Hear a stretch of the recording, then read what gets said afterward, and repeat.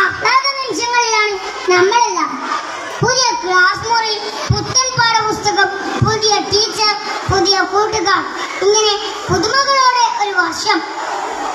അണിഞ്ഞൊരുങ്ങി നിൽക്കുന്ന സ്കൂളും ക്ലാസ് മുറികളും നവാഗതരെ കാത്തിരിക്കുകയാണ്.